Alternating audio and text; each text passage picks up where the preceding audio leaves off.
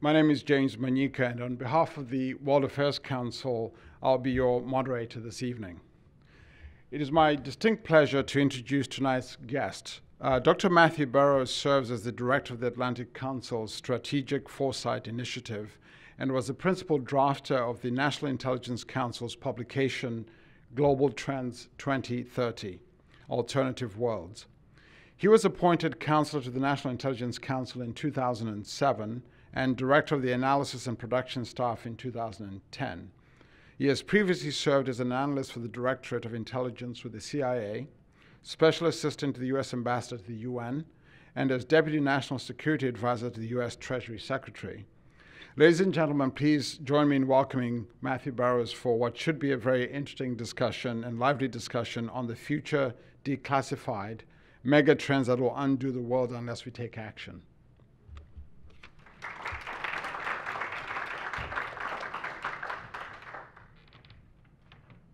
Well, thank you, James, and also thank you. I'd like to thank the World Affairs Council here for hosting me.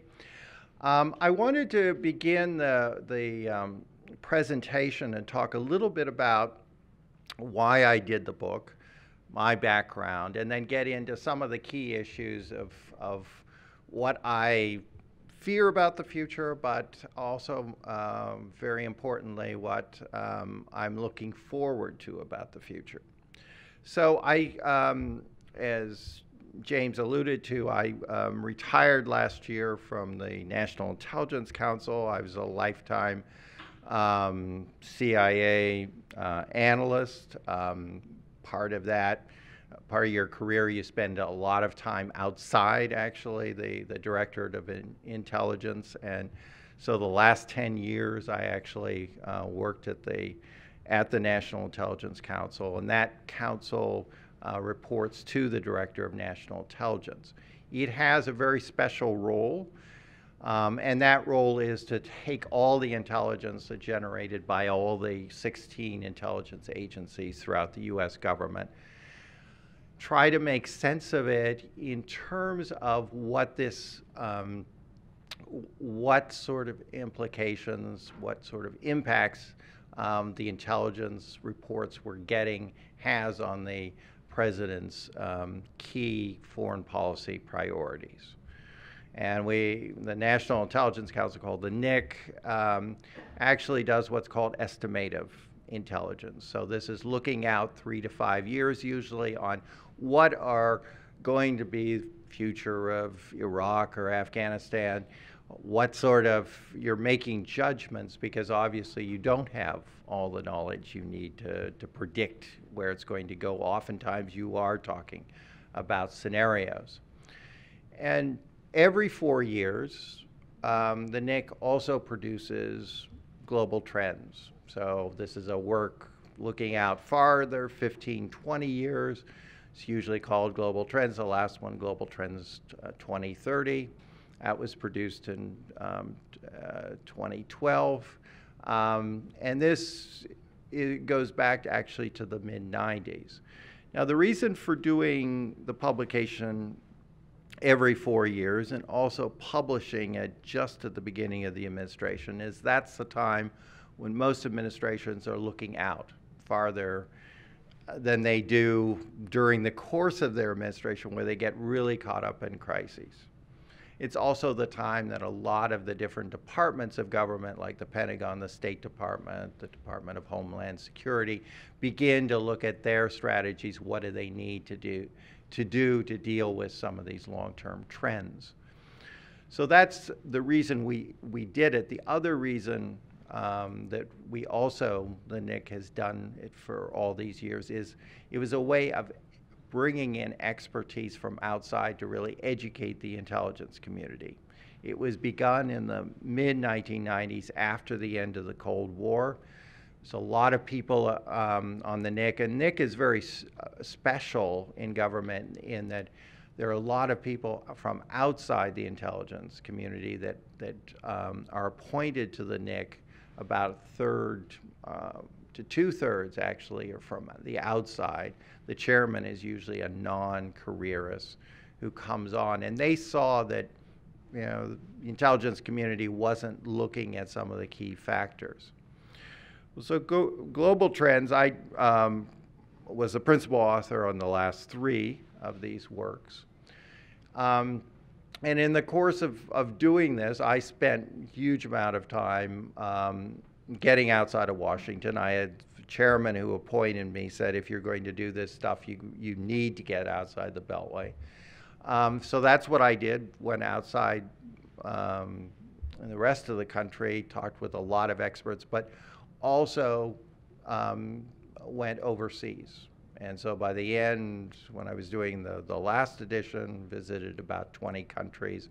A lot of those countries actually use global trends. They translate it, use it for their own strategic planning purposes.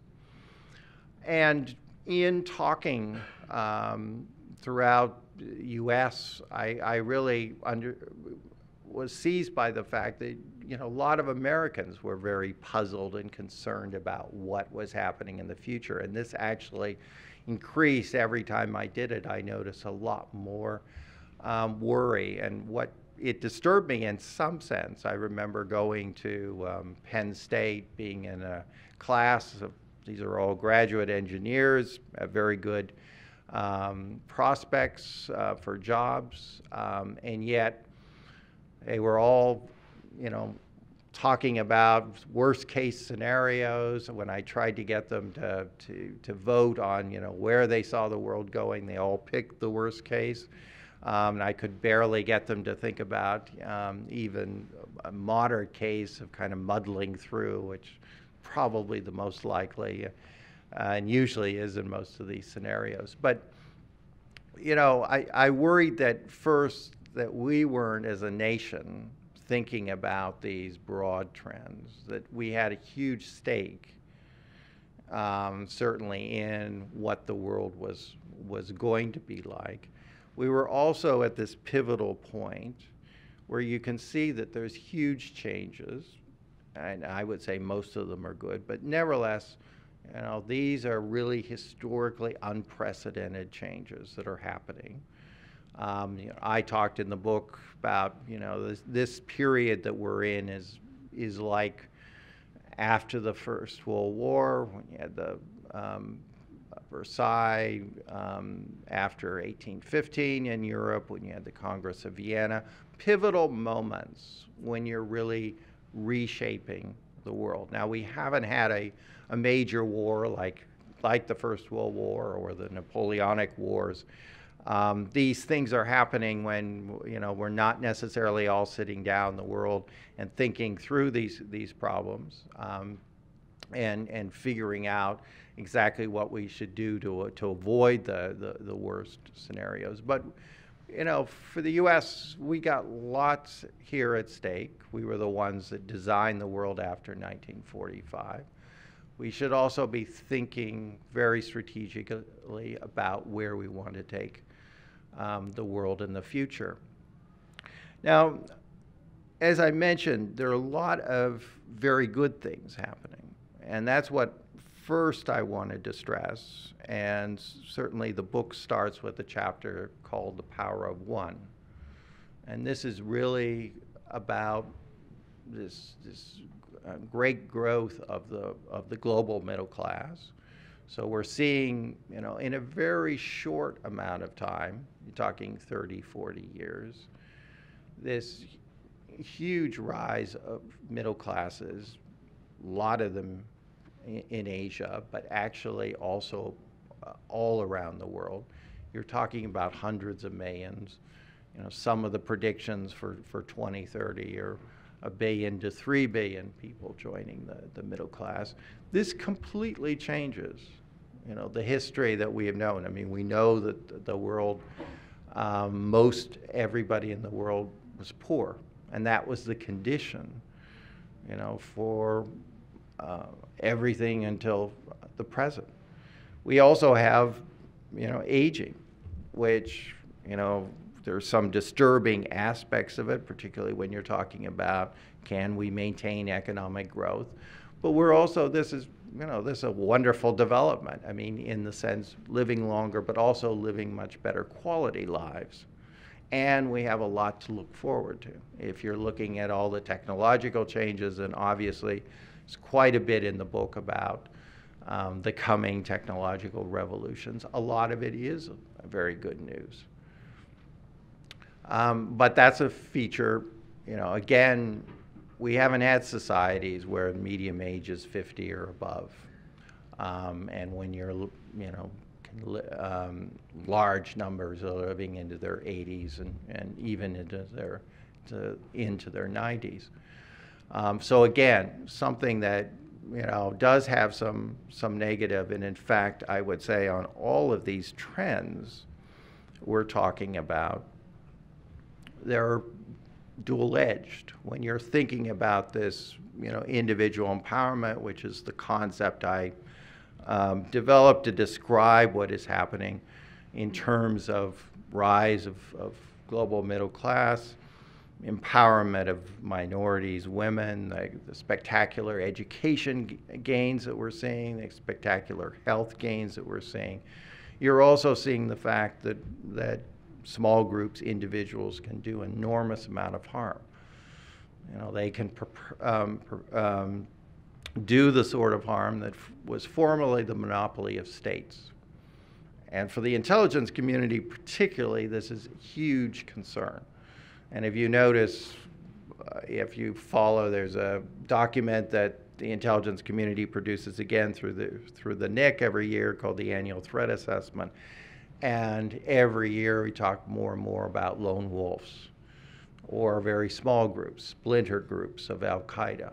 So here are groups that, they're want to do harm. They want to do as much disruption as possible. Very little way of dissuading them, and even when you are taking them out, they're using that as a propaganda. They're demonstrating how they're martyrs, how the Westerners are repeating the Crusades. That's a huge, problem actually. And when you're looking at technologies like biotech and when you're looking at cyber, you can imagine in the future that you could have cyber terrorists who are less focused on bringing down big buildings, much more focused on taking apart institutions. That's not beyond the realm of possibilities. Same way with biotech, inventing, putting together a very lethal virus for the purposes of real destruction. So that is something that we will have to live with. Hopefully we'll have ways of managing that. But that's one of the more difficult trends to think about. Now, one of the things that when you're doing the trends work, and one of the things that we discovered as we did the trends more and more, was that actually there's a lot happen that you can't predict just through trends. And this gets into why you do scenarios, because increasingly you see shocks, surprises, those single events actually having a dynamic of their own. And when you think of, would we have invaded Iraq if you didn't have 9/11? I mean, and that's now, we were within the NIC debating this, should we change our name? I mean, this is, a brand name by the time I started working on it, Global Trends, but increasingly, if you look at the amount of space that's devoted actually to the shocks and surprises and working out the scenarios, it was increasing a much larger portion of the work. And for policymakers, I mean, this again is a difficult issue that, yes, you have, these great trends, you have some that you have to watch out for, but you do have these shocks and surprises that can come at you, have much more impact than people realize. And yet you have to think about, how you deal with it. And you can't, you don't have the luxury of not reacting to them. So that's the purpose, and also the purpose in the book, of thinking about, what are the possibilities of scenarios? And they are pretty wide. And this gets back to the idea of, you're at a pivotal moment, is that you can see some pretty dark scenarios ahead, particularly if you get lots of conflict. There is a good trend here. Historically, we're at a very low point, including on civil discord, even though we see in a lot of the newspapers about all the things that are happening in the Middle East. We're nevertheless at a very low ebb historically in terms of numbers and numbers of people being killed in conflict. Nevertheless, those conflicts, once they get started, on average go 6 to 9 years. This is how you can get really depressed about the Middle East, because they aren't going to be easily stopped. And even when they're stopped, there's a 40% chance of an outbreak.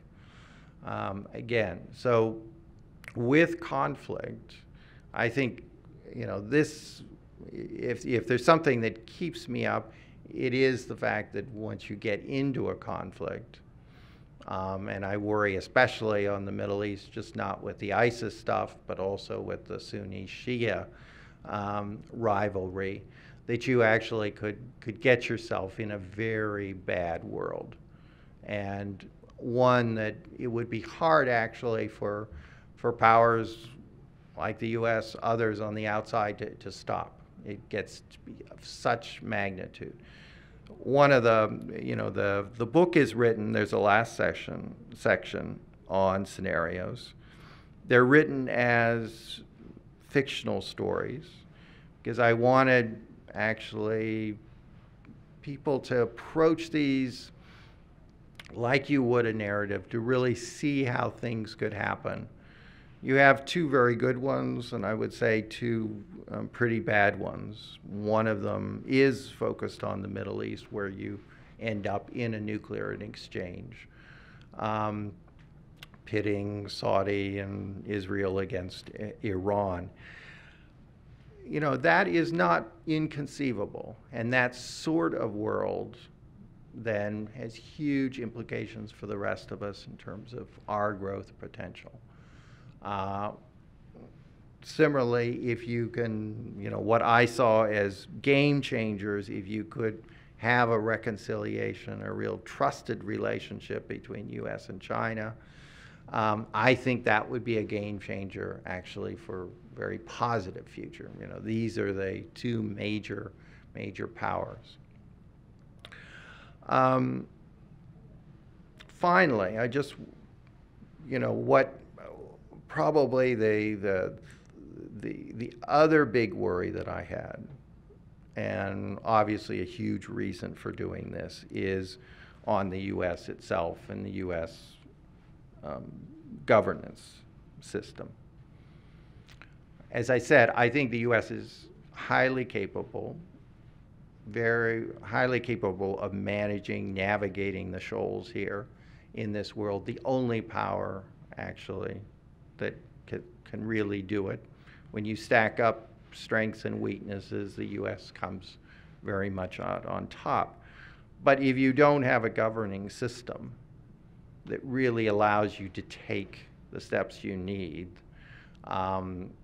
then what purpose is the strength?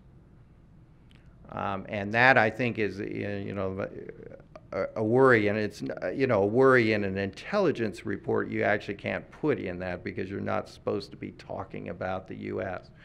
Although we had a chapter in the last Global Trends talking about the U.S. as a game changer. It was to say that the rest of the world really regarded the U.S. as a risk factor, and that was a huge change from 10 years ago. But we've got to somehow deal with the political logjam at the federal level. Much better what's going on at the local level, really dealing practically with these questions. If that isn't settled, then I think our chances in this future world, our chances to really shape that world are much slimmer. And that would be the other thing besides, all these bad actors, terrorists, or conflicts, whatever, that really keeps me up at night. On the other hand, I do know, and I leave on a much more optimistic level, that we do have all those capabilities, particularly in the American public itself. And I think that's the source of our real regeneration. That we have highly capable, highly educated new generation, in fact, that's coming up. You see this, in the institution I'm in at the moment, the Atlantic Council. All the interns are probably better qualified than most of us who are the staff in terms of the number of languages and so on, and their understanding too of the world. If we can pull, and we're still this magnet for the world's talent. Everybody wants to come to the U.S. And if we can use those sources to really change what I think is something that needs to be changed, but once it is changed, once we find that solution, then we can really unlock America that really finds a new role and also shapes the world, not just for its own interests, which was the case after 1945. It wasn't just we shaped the world, obviously helped us enormously, but it also brought about what we see today, which is the rise of other powers. If we can shape the world again that way, then we all have a really bright future ahead of us. So on that optimistic note, I'll turn it back to the moderator, and we can also begin to get into a discussion and really talk about these issues. Thank you very much, Matt, for your opening remarks. I think a good place to start is, I know that as part of this work you did for Global 2030, as well as even the research for the book, you looked at a vast number of trends specifically. Could you at least list some of the ones that stood out for you as being some of the most important ones to pay attention to? Well, obviously the growth of the global middle class. There's a not so nice trend there that the Western middle classes haven't done as well. So real worry there about where we can get our traction again. Urbanization, which obviously McKinsey Global Institute, and I should say here that one of the best sources actually for understanding global trends is really the work that the McKinsey Global Institute does. And certainly on urbanization, I think you've been out front and talking really about how cities are going to be generating the real wealth in the future, how they're growing spectacularly, and these are really secondary cities in not just China, but also Africa. Obviously, another series of trends I didn't mention in the opening is the resource. So ones like water, food, energy, real worries on water, particularly in the developing countries, particularly in Africa. But in other, China, India have severe water problems. I think they have more means to deal with it. What I really worried about were countries like in Africa that didn't have those means of dealing with what is going to be a severe problem. Certainly, the demographic picture, which as you're doing any of these future studies, you spend a lot of time looking at the demography because it's one of these certainties, over a 15, 20-year period. So you have a diversity of things that are happening. You have the aging, which I talked about, which is really new.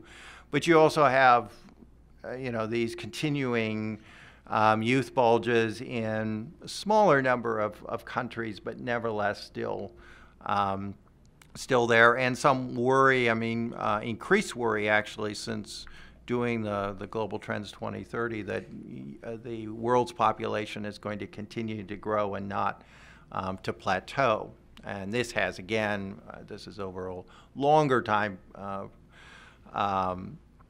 period than just 15, 20 years, but that has severe implications really on the resource issues. So those were some of them. Then technology was something that we felt we had ignored in the earlier editions, so we spent quite a bit of time looking at some of the new manufacturing technologies, 3D printing, robotics, really how that changes the workplace. Obviously worries about employment, since robotics particularly displacing a lot of workers, both highly skilled and more low-skilled workers. So how is this going to work out both in developing and developing countries? And then, as I mentioned, again, conflict, which is a good picture, actually. If you're looking historically, in the last 30, 40 years, you haven't had a major interstate conflict. Since the Second World War, you've had kind of very much an uptick after the end of the Cold War in terms of civil conflicts, Yugoslav and so on, but that had leveled off. There's recently another uptick, which of course is in the Middle East. So those were, we put in the last global trends, as well as I spent a lot of time in the book on this, that we really see the risk on both major interstate conflict and civil wars and civil conflict actually going up. And that would be, as I mentioned before, a real disaster. And then the final one is the inclusion of U.S. We thought of it as a constant. When global trends began in the 90s, it was clear when I was going out and talking to a lot of others that the U.S. was not necessarily seen in a negative light, but also not in a positive light in sense of consistency, where it was going to be, what was its engagement, their whole, and again, McKinsey's done some wonderful work on looking at U.S. energy self-sufficiency, but there's a good and bad consequence. It could lead to U.S. not being interested as much in the outside, particularly in the Middle East, because it really doesn't rely or doesn't have to rely now on imported oil. I don't think that's kind of quite happen in the extreme case, but you have seen in the opinion polls really a trend line going down of feeling that we were overexposed, carrying this burden when others should have been, and that is disconcerting to a lot of people overseas who really want more of the U.S., surprisingly. Well, there's actually quite a lot to chew on there. Several of the questions that have come through relate to the first batch of trends you just described, which have a lot to do with scarcity of water, natural resources, food, even linked to population growth. Talk a little bit about the ramifications of that, of those kinds of scarcity-oriented trends. Well, I think we're already seeing some of that. You can look at Darfur really as a resource conflict where the factors, of this continuing drought in the Sahel region as really playing a direct role in civil conflict. You can also even look at Syria, because they also experienced several years of fairly severe drought. Those are the direct impact. I think when you're, relate in the book, I was in West Africa and Nigeria, real worry there about split up of Nigeria because northern part of Nigeria having to really deal with this influx migrants in part because of again, the continuing droughts in Sahel, not being able to manage. It's a poorer part of the country anyway. And growing conflict there that is in part fed. I think the way you look at this is that it is another factor of instability. It doesn't necessarily mean that there will be instability and that some countries will be able to cope. But an increasing number, and I think particularly Africa, you have a number of countries there who won't be able to cope. And unfortunately, those are the ones that are most severely impacted by rising temperatures. So, I mean, this, in terms of agriculture production, that's going to weigh very heavily. And also changing precipitation patterns, which also can be harmful since you have a lot of seed varieties that can't deal with the different with those changes. The issue here for the U.S. is really that after 9/11, and the intelligence community was very important in this, is that we made the case that, look, these resource issues, this climate change impacts, is really a national security interest. Because if these countries fail,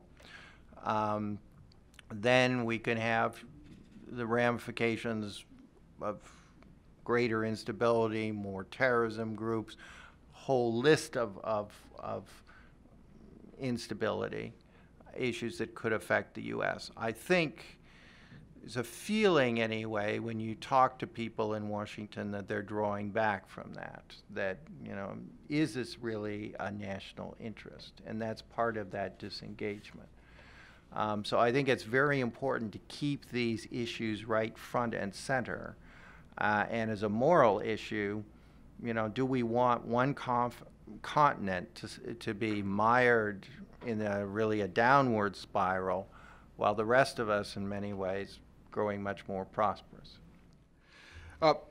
Several questions that touch on the role that technology plays in all of this, ranging from, so to what extent is technology a help or a problem? To what role can technology play in terms of either helping us predict some of these trends and understand them better and how they're playing out? And also, how do you think about even the role of whether it's social media or social networking as part of helping some of the decision-making process? So there's a set of questions about how do we think about the place that technology plays in as we try and understand the future for the next 20, 30 years? Well, it's a little bit like, technology is a little bit like these trends. I mean, they have, I would say, probably more positive than negative, but nevertheless, I mean, you have, a spread of different impacts. I think on the social media, obviously, understanding what is happening in social media could have, I think, helped the intelligence community, the administration, understand earlier the Arab Spring, because we saw how that was a vehicle actually for the organizers to get people out on the street. I mean, that really showed just how much discontent there was. So it's a valuable indicator that way. It is, I think we have to be, there's a lot of noise there too, and that I think is the issue of, how do you interpret some of this? How do you mobilize this and get it to the analysts? And that's a big logistic problem in some ways. And there's a lot of work being done on that. I mean, because you got tons and tons, so no analyst can sit there and go through all of this alone. I mean, there has to be ways of picking out certain signals. And obviously that has to be done through computer programs and automation and so on. And some of that, still being developed. But I think the key thing is, how do you put it together? How do you know when the discontent is going to turn into a revolution? And we haven't really solved that. I'm not sure we will ever completely resolve it. I think technology, obviously it can solve all these water issues. The problem is cost in many cases, and the countries that it needs to be deployed to don't have the means. They don't have the education or training sometimes to use it, and that's actually something that, I think some of the firms in Silicon Valley now are seized with. Certainly some of the people who work in the technology are really seized with how do you apply that. I mean, we had a very good conference at the Atlantic Council not too long ago where we were really looking at how do you get the capital and so on to these firms who were trying to apply these various technologies to problems out in the developing world. And that's, I think, going to be a challenge. But hopefully that's something that we can do, and I think that's a reason actually to talk about the different scenarios that could happen. There's been a lot of significant unrest in the world lately, everything from ISIS and Israel and Hamas and all the other things that are going on in the world, including outbreak of diseases and pandemics, Ebola and so forth. Were any of these sorts of crises or events predicted in past Global Trends report? And there's a related question also about to what extent can we really predict these things as opposed to maybe look only to the more long-term trends like demography, where you can have a reasonable amount of be able to predict them to some extent. So talk a little bit about how we might have been able to predict some of the things that we see going on now versus this kind of. Well, I would say what we're seeing with ISIS totally predictable, and I think we did a pretty good job of understanding just how one thing, the fragmentation of Al-Qaeda is actually in some ways a much more dangerous development, because you're having to follow a lot more different, very smaller groups. But the other big thing was very clear that, on Iraq, once we got out, that the Shia-Sunni tensions were exploding. I mean, lots and lots of warnings on that. This opened up a vacuum for ISIS really to exploit. So if you're looking at, what is probably predictable, and I think we have a very good track record of doing that. I mean, unfortunately, the worst case scenario that we always laid out about the Middle East is now the one that's happening. I think you're right in talking about that. You're not predicting so much as you're showing that there is these different scenarios, and what you're hoping to do in a document like Global Trends is actually getting people to think about how you steer in a more positive direction, because you cannot predict how it's going to turn out, because policymakers may take measures to ensure it doesn't go that direction. And that's the purpose of this document. I think if you're talking about a much harder situation to predict, I would say the annexation of Crimea, even though there are lots of analysis that had that as a possibility, and we knew that Moscow always considered that and not in the right hands, but there was a whole series of events there. Beginning with the EU offering a trade agreement that suddenly, and nobody really suspected this, that Putin would consider as a threat, because he hadn't up until that time taken much interest in the EU. And you have all of Central Europe, Eastern Europe, having some partnerships, whatever. Suddenly he feels threatened. Then you have the Maidan, which is this uprising, I mean, that is predictable in the sense of what we talk about, individual empowerment, the power of one. I mean, that is but again, it's very hard to predict when and how it's going to play out. And and that series of events, and I think that is probably a little bit more difficult. But nevertheless, through scenarios you can develop, through gaming exercises, you can begin to get some idea of what could happen. You talked quite a bit about, at the beginning in your opening remarks, about the role that the U.S. could play as a shaper. Could you also talk a little bit about the role in all of this that other major countries that have a lot at stake could play in this? So China, talk a little bit about that. Russia, you've touched on it, but also India and also Brazil. And also if you could comment on how the different governance arrangements in those countries could even also affect how this plays out. Some of those are democracies, some of those are not. Yeah. There's kind of a peculiarity about the rise of China, India, less so on Brazil. I mean, these are huge countries now. We know that China, is going to surpass the U.S. in terms of its overall GDP, particularly if you're measured in purchasing power parity. And yet, unlike the U.S. when we rose in the 19th century, or Germany, per capita income is still very low. And I don't think we have really, internalized this, but if you're in China and you talk about, well, you're this great power, you're getting most of your oil from the Middle East. In fact, the Middle East is sending increasing, not the majority of its oil to Asia. Shouldn't you be taking some part here?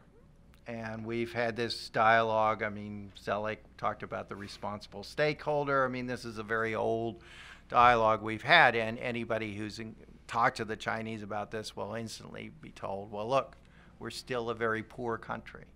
And in the eyes of a lot of Chinese, I mean, they are still trying to get back, to where at least, Mackenzie has this wonderful graphic about the center of gravity, and where it was even 2 or 3 centuries ago China was still the largest economic power, and in per capita sense also very rich. And so I think, if you're talking about who's going to shape the world, who's going to take responsibility for some of these increasing global challenges, whether the resources or the conflict and so on. Unfortunately, a lot of it is going to end up on U.S. shoulders, I fear. China, I think, wants to dominate its region, and I don't think it's been doing a very good job of doing that. I think it's causing a lot more problems for itself, but nevertheless, I think it has a very regional look. It doesn't, they tell you, look, Middle East is the graveyard of empires. We're not going to get into it. And I really think they mean it. So that's the real challenge for the U.S. How do you get burden sharing? We're seeing a problem now of trying to get Arab states really to take a really first military, but I would say more importantly would be the issue of an economic role in rebuilding Iraq, Syria, these places. And it's hard going. And so that, I think if the U.S. doesn't actually lead, I think then scenarios you're talking about are different levels of chaos.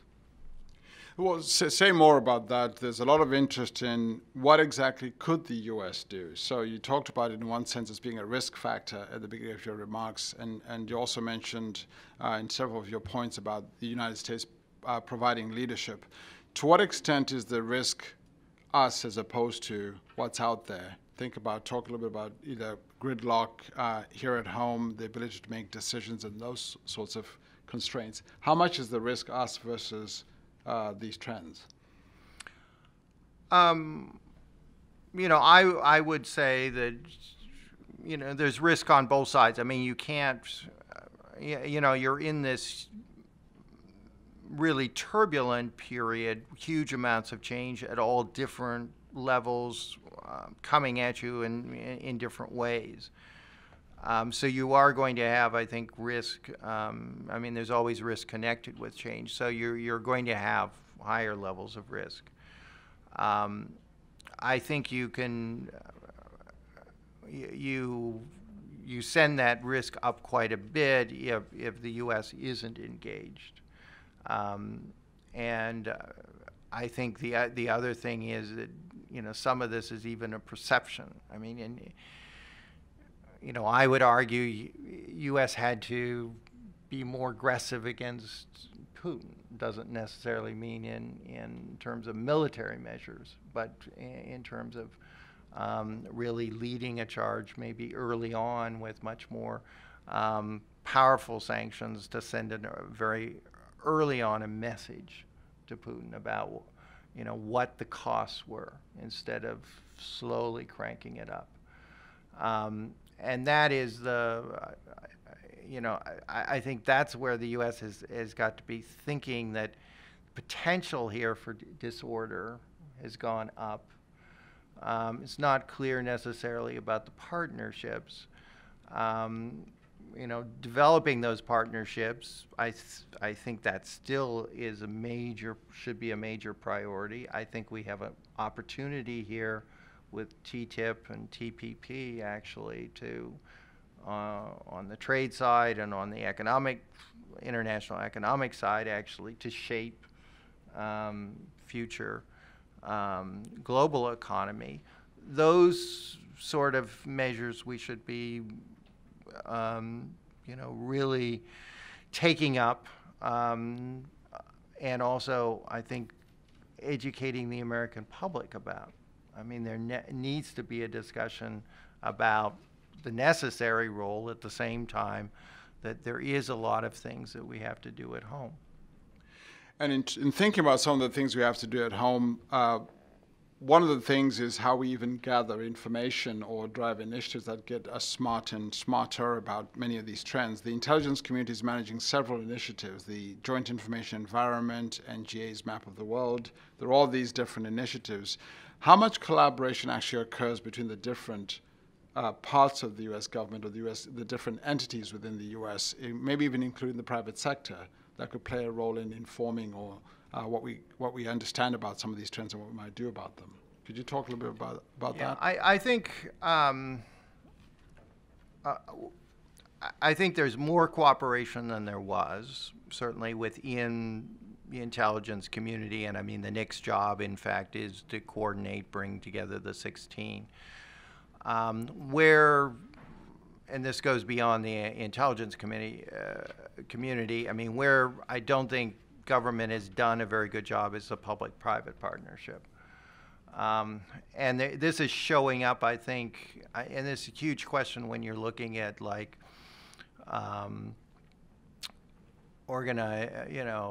tracking organized crime, cyber. I mean, this is where the private sector has as much at stake or more in a sense. But the information that you're gathering within the intelligence community is often not shared or not shared as quickly or as fully. And you get, I've gotten huge,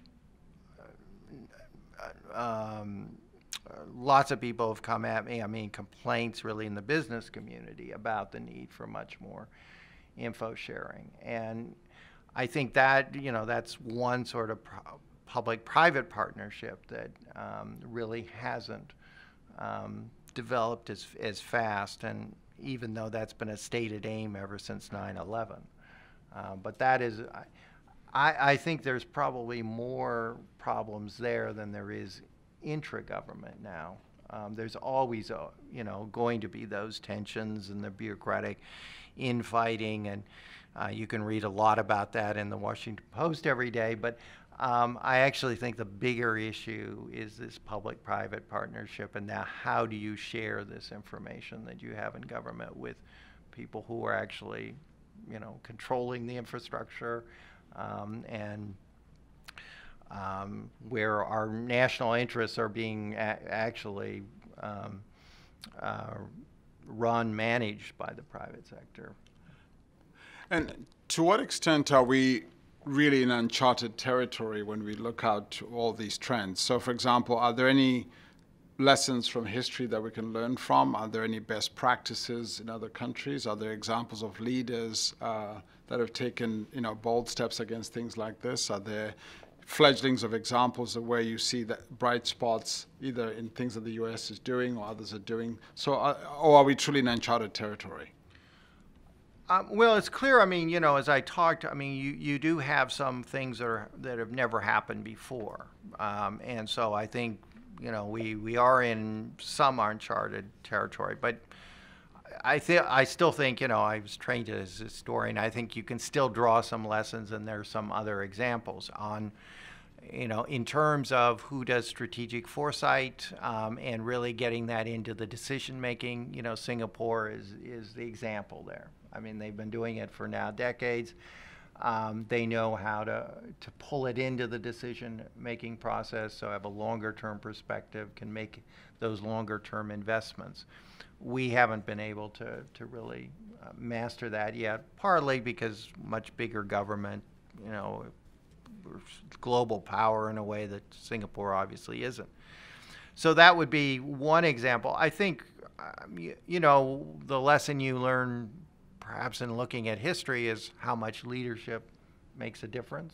I once wrote in one of these global trends, if you look back on the 20th century, could you at all talk about the 20th century without talking about Stalin or Hitler or FDR? These are people that really brought a lot to the table, and how they dealt with whatever was challenges in both ill or good, really shaped the future. So, that would be one lesson, is how important leadership is. That trends, yes, are sometimes limiting factors, but nevertheless, leaders have shown that they can shape those trends.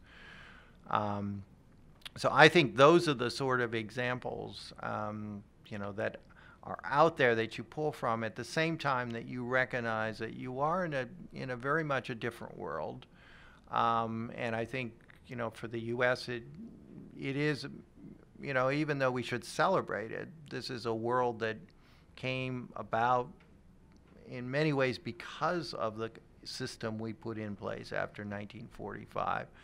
And it is a great achievement. All these countries rising, global middle class, and so on. But we have to recognize that we can't act the same way, that the kind of partnerships that we relied on, we have to keep them, but we have to get new partners as well.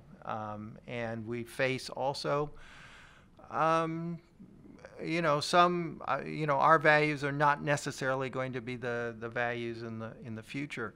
I remember after the first global trends I did, we had a discussion at a very senior level in the White House. And there was on a PowerPoint that I put together as who integrates whom. And the White House senior official said, well, it's obvious. It's just enlarged West. It's just like what happened with Japan, Taiwan, Korea. Those are essentially, they're not geographically Western, but essentially part of the West. Or, I would make the argument, no, we are going to have to find ways also of dealing with others who won't necessarily share all our values, and have done very well by not following, for example, the Washington Consensus that we all said they should do in their rise. And so that's a different world, I think, and a much harder world in some ways. Well, several people have pointed out that you didn't or barely mentioned at all climate change as a trend. Given the events of this week and also what's going on elsewhere, how big a deal is this? It seems to have disappeared from the public discourse for the most part, except when things like this week happen. But can you talk a little bit about climate change? Yeah, I didn't mean to ignore it. I mean, I think it's a huge deal. And the way I would see it again is one of these factors. I mean, I think I talked with the resource issues of really engendering a lot more instability. And my fear is that we may be past this tipping point, and that anything we do now is not going to actually change the trajectory that we're on. That makes it harder sometimes to make the case that we should be doing cutting down on carbon, which we should have been doing for some time ago. But and we have to now learn how to adapt, which is a very, when you're looking at this, and we had a meeting in Washington this week on this, you're looking at this even for the U.S., I mean, it's a matter of huge flooding, the kind of forest fires we're seeing here in the West being endemic, I mean, and the water shortages, obviously. The kind of extreme weather that everybody thought would come, but much later, has actually come much earlier. And it is, you can get very depressed by it because we had enough warning.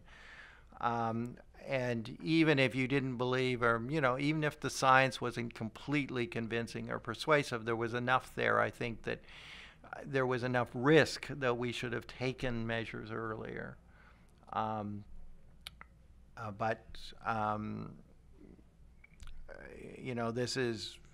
This is a problem, I think, particularly in this subject, because the impacts, at least, some years ago, the impacts were seen as so far off that why should we be doing anything?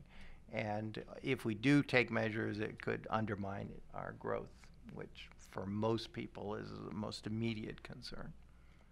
You've talked quite a bit about the role that individual countries, the US, China, and so forth, can play. Can you talk about how you see the role that, going to the very large here, that multilateral institutions, maybe the UN, could play in all of this, or even aggregations of nations like the European Union, for example, could play in all of this? And then go to the other end of the spectrum, if you could, and talk maybe about what individuals might do at the other end of the spectrum. Well, on the institutions, I mean, I think, we're not, as a society now, we're not very big on the UN, and certainly a lot of people don't like Americans don't like the whole idea of the European Union, because countries appear to be transferring their sovereignty, and of course that kind of goes against what most Americans think nations should be doing. But I think you can point to the Europeans as probably European Union took a very courageous stand, I think, on climate change. They're weakening a little bit, but I mean they're the region, the institution actually that raised the issue and sought at Copenhagen anyways to get a much more ambitious program underway. We're not successful on their diplomacy. The UN, I think, they've also shown some leadership on getting the millennial development goals together, focusing attention on it. Obviously, you can make the case that, really China did the bulk of this in terms of pulling up, that's where you've seen the most progress in terms of pulling up people out of poverty. But, I think UN needs to be congratulated on that effort in actually setting some agendas out there and setting some goals. And, it is the place where you go if you want to get authorization for conflict. My worry, and I put it in the book, put it in the report, is that these institutions aren't reforming. I mean, they're not taking into consideration you do have this much expanded world of powers who've come of age, so to speak, and how are you going to tell a younger generation of Brazilians or Indians in 2030 that, look, you're, I don't know, what it is, an eighth of the world's population or whatever in India's case, and you don't rate a seat on the security, a permanent seat on the Security Council. I mean, your legitimacy is not going to hold, I don't think. It is at the moment. It's remarkable in many ways. I think it's largely, too, because of prestige. I mean, getting on is still seen as this goal of kind of, it shows you've arrived. I mean, if you're there, even have the 2-year seat. But how long is that going to last? And we're not doing really that kind of discussion about how you reform the institutions. You've had more on the economic side, but you have Congress now really holding up the reweighting, which is a small reweighting, really, of the voting scheme within the IMF. And I think you're going to lose those institutions if you don't find a way of changing and reforming them. If you could, on individuals, that's the first chapter. I think where it's a great age for individuals. Actually, I think you can have a huge impact through, part of it's technology, it's social media, but the other part is, through civil society, NGOs, and others. I mean, are really tackling a lot of the problems that states should be doing. So I think it's a great age, actually, for individuals.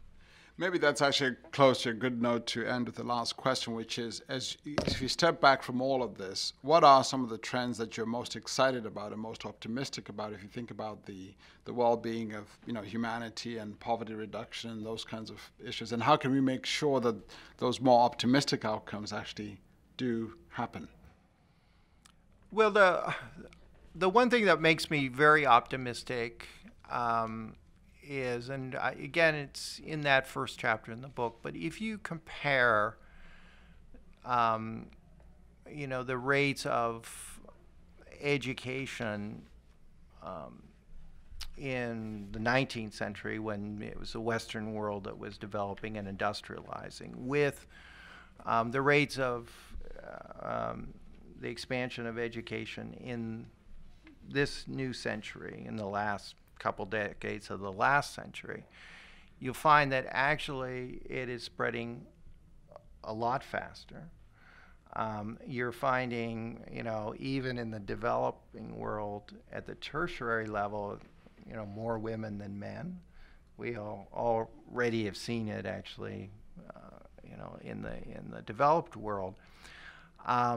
And a lot of that is, too, when you look at the surveys about with this global middle class, well, what do you want? I mean, the big business firms concentrate on, well, you're going to have people buying cars and houses and all this other, but a lot of the opinion polls actually say, well, now I can save for the education of my children. And if somebody was, actually in this city saying, it's great. If you look at the Times of India, the first 4 pages are all these advertisements about colleges and tutors and where you can go to get prepared for university. First 4 pages of the New York Times, the ads are, Cartier or Saks Fifth Avenue or whatever. I mean, all luxury goods. But, you can tell, where the really ambitions are of a society. I mean, for the New York Times reader, apparently it is to get a new watch or something from Rolex. But for the Indian middle class, who are the ones buying the Times of India, it is education. And I think, for me, that's one thing, how really individual empowerment starts there. And it's wonderful to see that, that's where people really are investing huge resources. I mean, you look at, I think McKinsey did a report on how the Koreans actually shouldn't be investing as much as they are in preparing their children for university. And I forget what it was, like 40%. 40% more. Right. Yeah, I mean, it's incredible high. And there probably are. And Singapore, I remember going there, and the big argument last year was parents should be easing off on requiring their children to do all this homework. And this is a prime minister talking about this. And would you have had that conversation here? I mean, you should probably have the opposite, but given some of our scores lately. But I mean, that is really uplifting. That really is the result of this growth in this global middle class. And obviously, some of their ambitions are going to be frustrated. This isn't going to be necessarily an easy path. But I think if you do get the education, and it's fabulous that women are leading the charge in a lot of these societies for that, then I think you're much better equipped to deal with all the challenges. Well, on that optimistic note, Matthew, I just want to thank you for an excellent discussion and for all your remarks, and thank you, audience, for your terrific questions. As a reminder, Matthew's latest book, which is The Future Declassified, is actually available for sale today, and you'd be pleased to sign copies if any of you purchase copies. Again, thank you very much, and have a good evening. Thank you.